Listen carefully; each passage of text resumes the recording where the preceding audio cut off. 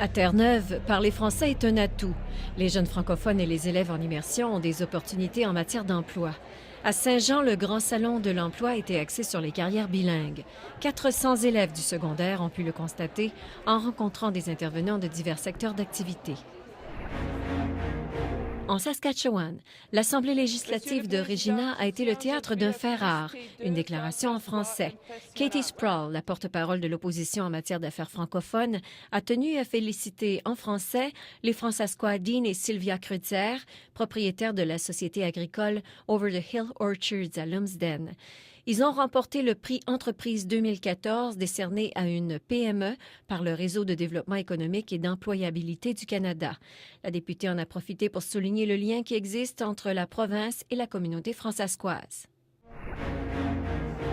En Alberta, l'immersion française est de plus en plus populaire.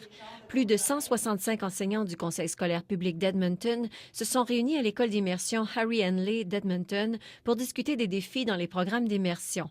Une dizaine d'ateliers ont été organisés sur les moyens de motiver les élèves à parler français, ainsi que sur la transition et la rétention des élèves entre le primaire et le secondaire.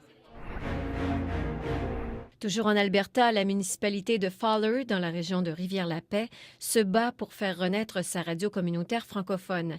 C'est à Fowler, à plus de 400 km au nord d'Edmonton, que la première radio communautaire a été créée à la fin des années 90.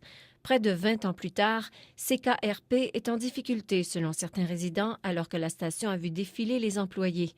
En manque de ressources, CKRP a dû se résoudre à engager un animateur du Québec pour animer l'émission du matin et de l'après-midi. Une situation qui désole les gens de la communauté qui souhaitent le retour d'un animateur local.